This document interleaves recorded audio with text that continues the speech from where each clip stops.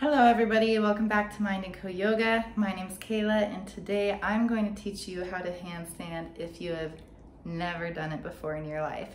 This is a tutorial on my favorite exercises that helped me build my own strength when it came to learning how to do a handstand, and I know it's going to help you too, along with some stretches, techniques, and little very specific details about what it takes to handstand that actually, weirdly enough, isn't widely shared. No gatekeeping here. I cannot wait to get you on your hands and laugh with it, have fun. I can't tell you how many times I fell on my face, on my back, on my ass, on literally every part of my body when I was learning how to handstand. So before we get going, I guess the main recommendation that I have is to actually have a flat surface. I used to practice handstands in the park in the grass and it really beat up my wrists because it's not a flat surface. So highly recommend you start on a flat surface.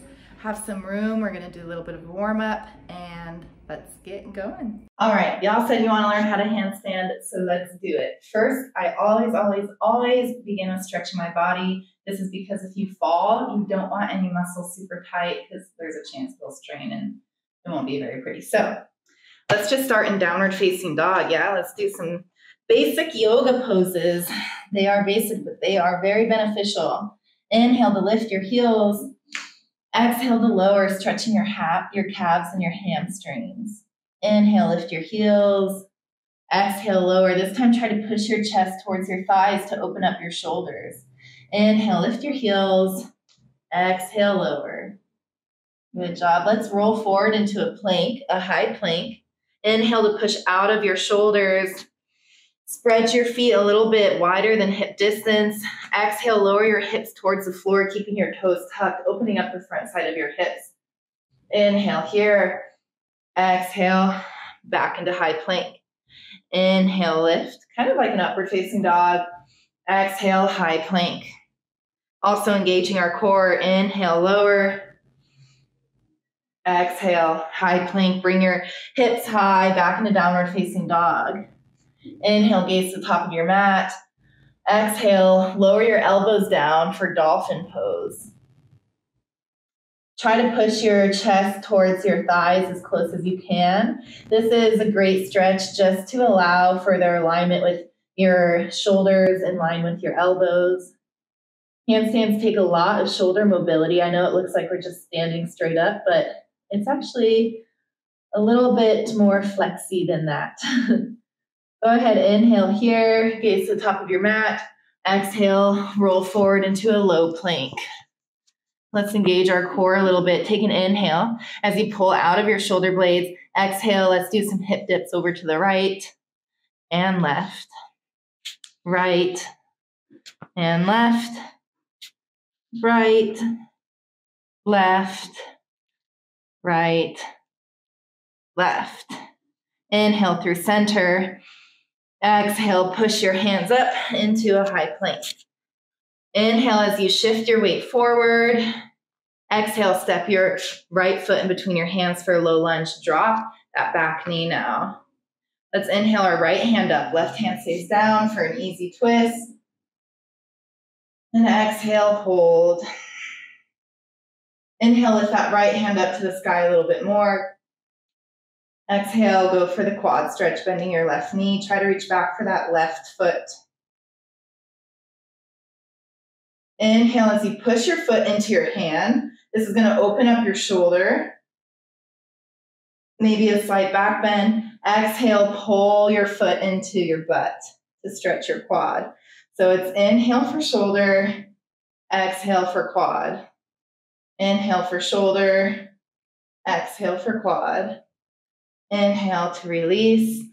Exhale, push up onto that front leg, straighten both legs. Your feet are parallel, pointing forward along your mat. Placing an emphasis on your right hamstring. Nice work. And then go ahead, gaze to the top of your mat. Step that left foot to meet your right. Inhale, halfway lift. Straight legs here, flat back. Really pull your shoulder blades back, your shoulders away from your ears. And then exhale, fold back down. Go ahead, step your right foot back. Low lunge on the left side. Inhale, your left arm goes high, your right hand goes down to the floor. And exhale to hold. Inhale to lift even more up towards the ceiling. Exhale, try to grab that right foot. Once again, inhale to open up your shoulder. Exhale to stretch your quad. Inhale to open up your shoulder. Exhale to stretch your quad. Inhale, open up your shoulder. Exhale, stretch your quad. Job. Inhale back through center. Low lunge, and then exhale.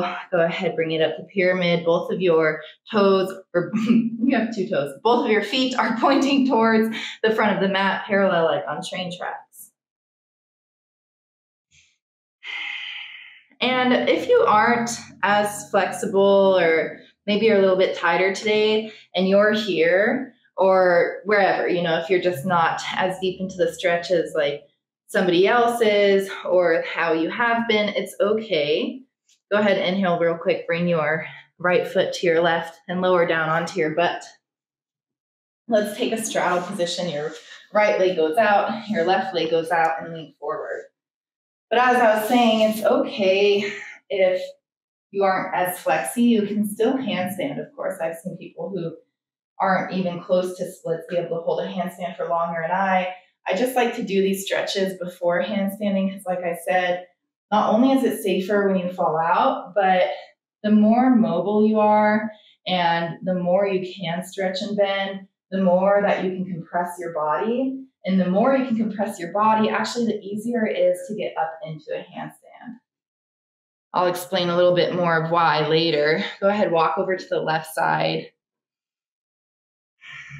And if you are working on flexibility, it does help to alternate between flexing your muscles. So in this instance, we would be flexing our quad, our calf, and our foot. Hold that for maybe 3 breaths or 3 seconds. And then exhale, release, relax everything, and you'll be able to fall down a little bit forward. So just doing rounds of that on your own will also increase your flexibility. Go ahead, walk over to the right side. Nice. So this just puts more emphasis on your hamstrings.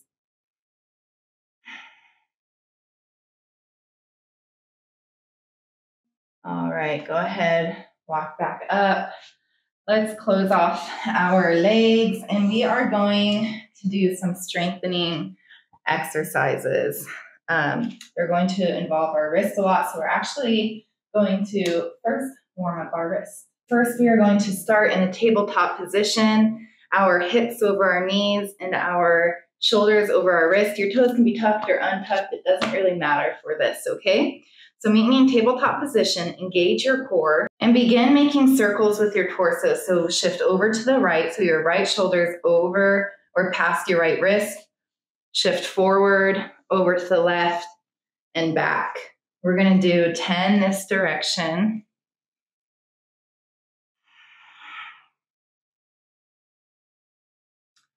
All right. And I really encourage you to plant your fingers on the mat. Let's do 5 more.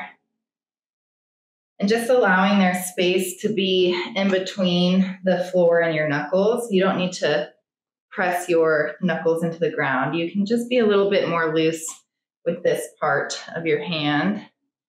And then we're going to switch directions. So starting over to the left, going forward to the right and back. We'll do 10 this way. And note that your wrists might be a little bit sore after today. That's simply because you don't really put weight on your hands. A lot of people don't. It's a lot of small muscles holding up our whole body weight that aren't as strong as perhaps our feet. Okay. All right, so hopefully you feel a little bit something there now in your wrist after taking some circles. Let's stretch out the front of our wrist by flipping our hand, putting the back of your hand onto the floor, your fingertips towards your knees, and gently lean back until you feel sensation. You might not be leaning back very far. That's also okay. Just rock back and forth, allowing some movement in the front side of our wrist. All right, once you're done with that, flip them back on to the palm of your hand. We're going to stretch the back of our wrist, so fingertips still towards your knees, lean back here. So the further you lean back, the deeper the stretch will be on the front. And by front, I mean this part of your wrist. Let's take just a few more. All right. All right, now that our wrists are warm up, we're going to do some scapular retractions. This is important because it allows you to have good posture. So if you sit like this a lot, which I am also guilty of, it really strengthens your body and your back side to pull you up like this. However, it is a great exercise for handstands because you need even more spectacular posture when you're doing a handstand. So you can start in tabletop position again. If you want to make it more challenging, you can go to a high plank, extending your legs out. But for all intents and purposes today, we will be in tabletop position. What you're going to do is relax your shoulder blades. So you're going to sink forward. You're going to maybe engage your core so you don't banana back too much. Like we're not going to do a cow. But you want to engage your core, but relax your shoulder blades. Okay, and then on the exhale, push into the ground and pull out of your shoulder blades. So pushing the floor away from you. We're going to do 15 of these. So lower, inhale, exhale, inhale, exhale, exhale, inhale. That's 5. It may start to feel like it's already burning. That's okay. And if it's not burning, try to push even more out. So there's a difference between, if you look, there's a difference between going here, and then there's a difference from going your full range of motion all the way up here. So try to do your full range of motion for these last 5. 3, and 1. Let's take puppy pose. So walk your hands out, kind of like you're doing a child's pose, but your hips are up. The point of this is that you want to stretch your shoulders. So if you're just standing here, I'll show you this way. If you are like this, that's great. But sometimes when you stretch a little bit more, puppy pose is great for helping your shoulders even come even more further than as if you're just to hold your hand here. So into puppy pose. Take a big inhale here, and as you exhale, try to push your chest towards the floor.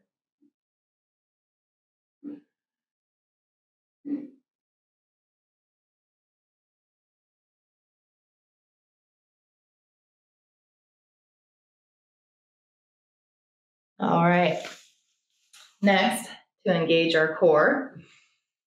You're welcome to do any ab workout that you would like. I always recommend strengthen your abs before, but the one that I really like to do on top of all the other ones is you're going to stand in a forward fold like this.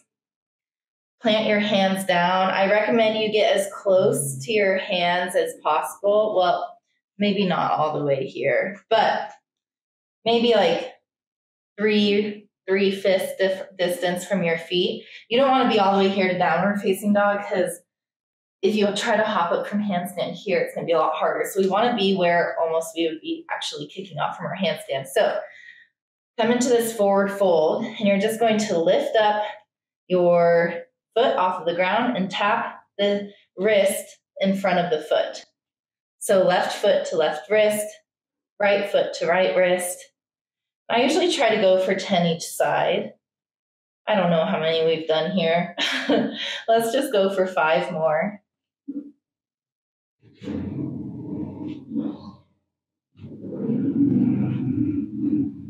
All right, I also did not count, I'm not gonna lie, so we'll call it good. That might be a little bit challenging, and that's okay. It will get easier with practice, but it just teaches you to really pull out of your shoulders. On to the next thing. A lot of the times I do not like using walls for handstands. I think it encourages banana backs. Banana backs is like when you're like this, you know, it looks like a banana. But we don't want to do that. So usually this is the only wall exercise that I will do. Note that it may be a little uncomfortable. You can start maybe at like 10 seconds and work your way up to 30 seconds. But what you're going to do is plant your hands on the floor and walk your feet up the wall. So your chest and your belly are facing the wall. Walk your hands as close to the wall as you can. Point your toes, tuck your chin, push out of your shoulder blades. So if you're here, you can banana back. We don't want that. Push out and engage your core. Squeeze your knees and your ankles together and hold here for maybe 10 seconds, maybe 20, maybe 30. All right, I'll give you time to do that, to walk out of it. However, you want to walk your hands forward and you can gently walk your feet down the wall. All right, pause the video, go ahead, try that and meet me back. So these next exercises of actually going into a handstand, I encourage you to pause the video as we go through them and try them on your own. I don't grant enough time in this video for you to practice as much as you want because everybody's going to be starting from a different point. So I'm going to show you a few of the ways to get into a handstand that I do, and then you pause the video when you want, try it, and press play when you're ready to return. All right, you should be warmed up by now, so we're actually going to get into what you all came here for, which is handstands. So start with placing your fingers on the mat. I do not want to start like maybe like a gymnast would, like this or whatever it may be. I like to start already grounded, okay? And when you're here, there is a trick with your fingers. You're gonna tent your fingers. What I mean by tent your fingers is instead of having them flat like this, where you can't stick anything underneath, push in your first knuckle and your fingertip, like you're trying to put a fingerprint onto your mat, and then bring up your second, your middle knuckle towards the sky. So that way you can actually fit, like if I had a pencil right here, I'd be able to fit a pencil underneath my knuckles.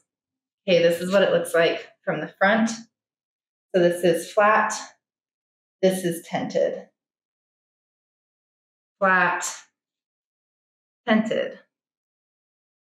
So this is going to be your break. So if you're falling forward, if your body weight is shifting forward, squeeze your fingers even more because it's going to allow you, instead of like breaking your wrist as you fall forward, this is going to stop your momentum and it's actually going to provide strength and stability. This isn't going to help you so much if you're falling the opposite direction. So the direction that you came from, you're actually going to have to adjust with maybe like your hips or your legs there. But what scares most people is falling backwards, and this is how it's going to help you. If you're falling, I recommend whatever direction you're falling, step out your hand. Step out your hand in whatever direction is going to help you. That's going to stop your momentum. And you still might fall, but you might land a little bit easier, or it might orient your body in a direction where you can come down a little bit safer. But overall, point of this lesson is to tent your fingers. So starting here, first we're just going to center one foot. So for example, centering our right foot and lift up your left leg. You're going to bend into your right foot, engage your left quad, maybe even flex your left foot or point it, whatever allows you to have better engagement, and just kick off. Just get comfortable kicking off and then switch sides. You'll notice that if you start farther away, it's a little bit more challenging to get height. This is because not only do you have to stack your hips on top of your shoulders, but you now also have to stack your shoulders on top of your wrist. That's why we want to start closer, so that way our shoulders are already pretty much over our wrists. So that way when we kick, the only thing left to stack is our hips.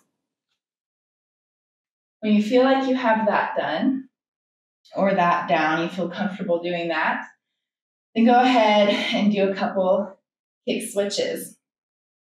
What I mean by that is starting in your beginning position again, moving one leg center, you're going to push off of one leg and land on the other. So for this instance, I'm pushing off of my right, and in the air, I'm gonna kick and switch my feet and land on the left. So it looks like this. You may not get that high, that's okay. It may be more like that. It's okay. Try to keep your legs straight. Sometimes that happens. That's gonna throw you way off. So try to keep your legs straight. Another exercise that I cannot recommend enough for beginners is to try an L handstand before you go up into a full handstand. An L handstand is exactly what it sounds like. So your legs are gonna make an L. So instead of trying to kick up and meet your grounding leg with the top leg, you wanna try to kick up and just make the leg that you push off of parallel with the floor. So it's gonna look like this. And you wanna hold that, okay? So don't try to bring your bottom leg to the top, just try to bring it out in front of you. And that's just going to help you stack on top of each other or stack on top of yourself without the momentum of your other leg coming up to meet your first leg. So try those a few times.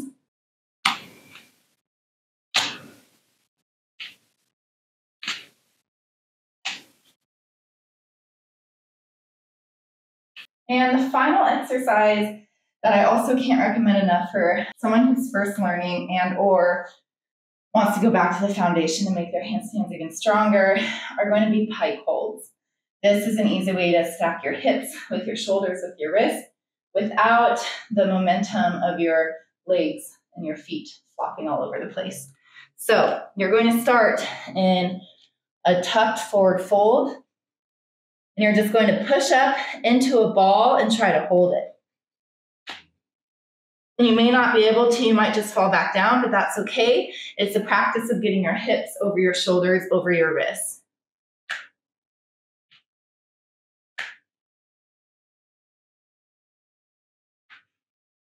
All right, so that's basically how I learned to handstand and a bunch of exercises that help me and still help me. You may need to shake out your wrist. Your wrist may be sore tomorrow. Totally normal, totally fine. Start slow, start with only a few reps and slowly increase your way up and you'll be on your hands in no time.